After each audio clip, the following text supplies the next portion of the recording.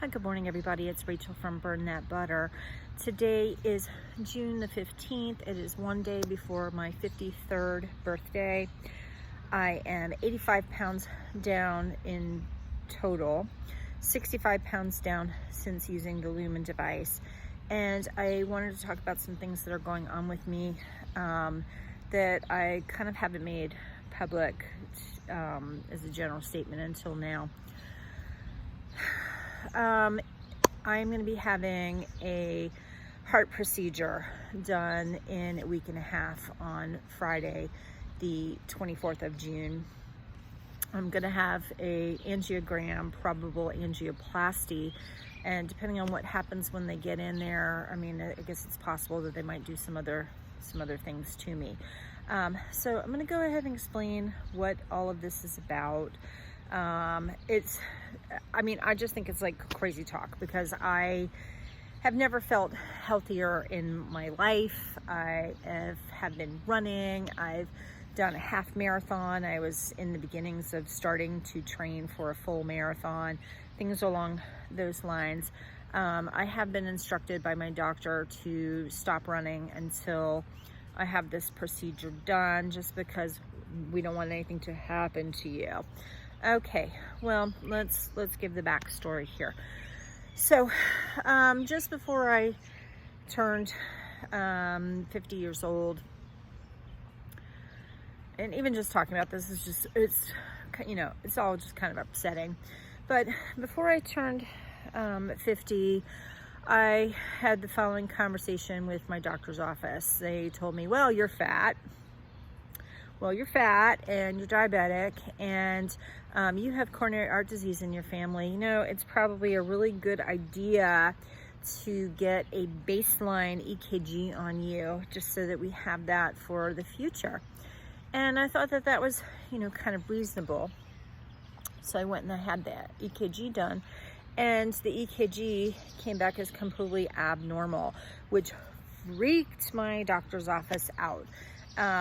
They had done it in that, that same visit that they said, well, congratulations, you're fat, sort of thing.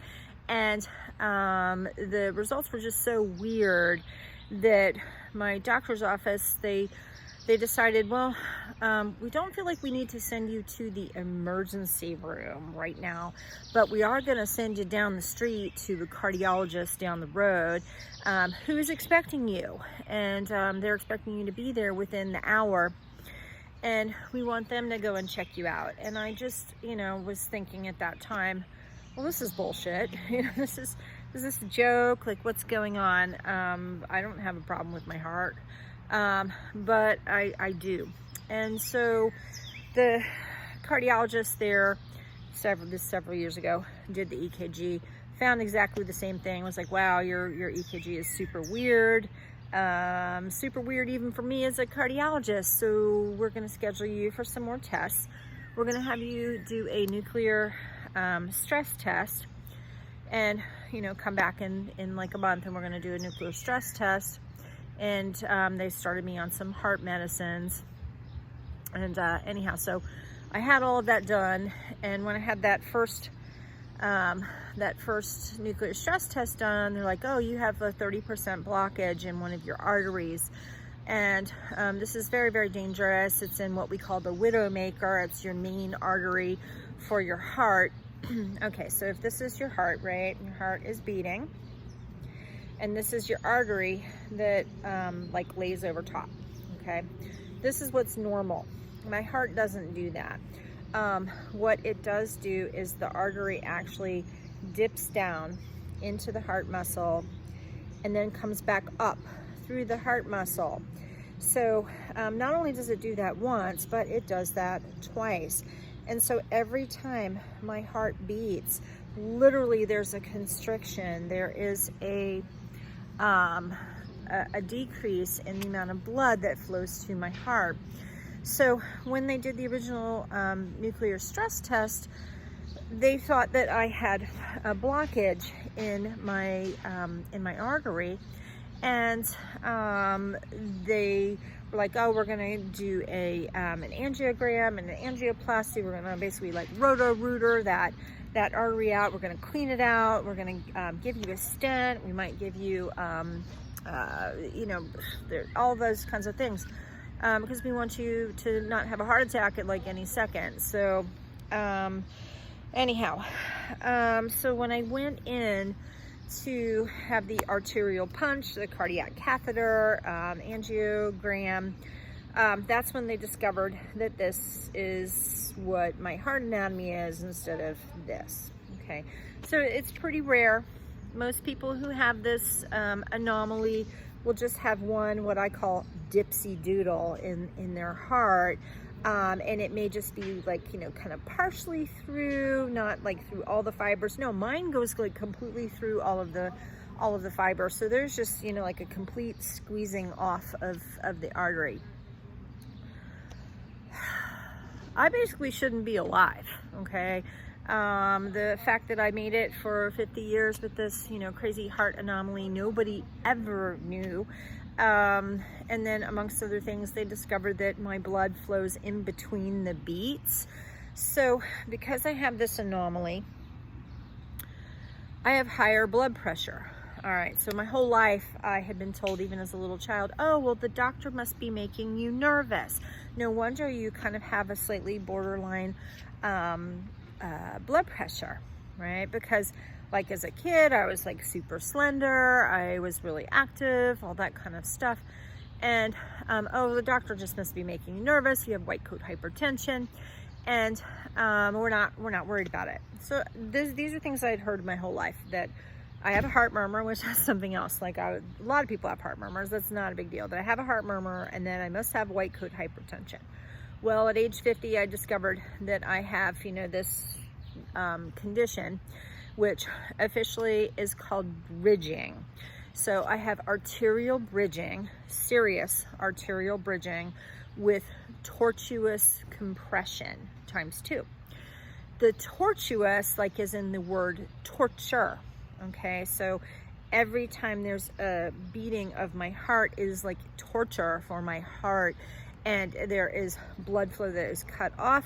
So my body has tried to compensate for this by raising my blood pressure, making the blood pressure really, really fast. Think of like a fire hose as opposed to a water fountain, okay? So the blood tries to push through really, really hard, really, really fast. And so then when there's the constriction, there's like a little backup of the dam, and then the heart relaxes. That's when I have blood flow. I have blood flow in between the beats. That is not normal, okay?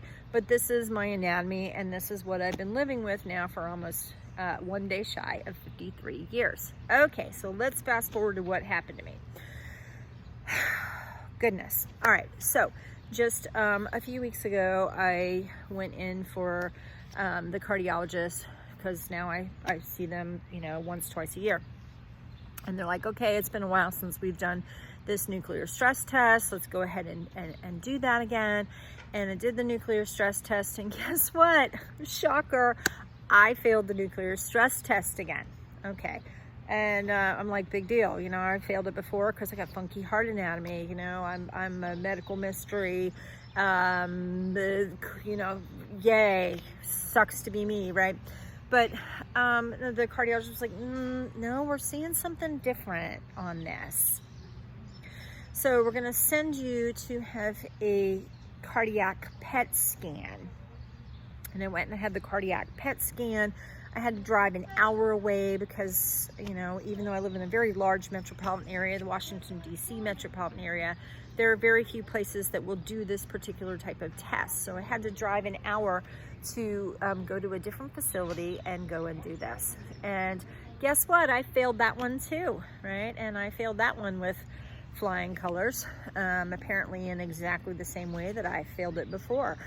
So now I get to go and do another cardiac catheter, arterial punch, check into a hospital, go and do another angiogram so they can look inside of my heart at this other area of my heart and see what the hell is going on.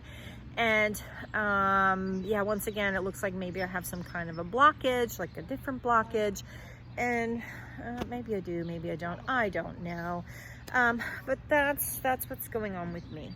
Okay, so the biggest part that honestly is freaking me out is being told not to exercise.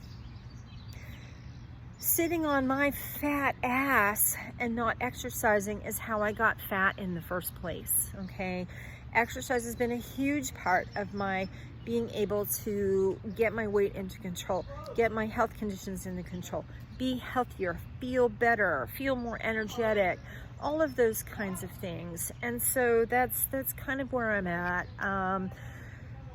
Walking in the evenings with my husband, really dialing stuff back. But yeah, so that's where I am, and that's what's going on with me. So only appreciate positive thoughts. Apparently I've got neighbors that are going to get a little bit of work done here on the outside of their house. Sorry about that. But have a great day. You know what? Just do your best. Do your best with what you've got. If you have problems, just do the best that you can. It's what I do. Okay? I love you all. Thanks so much.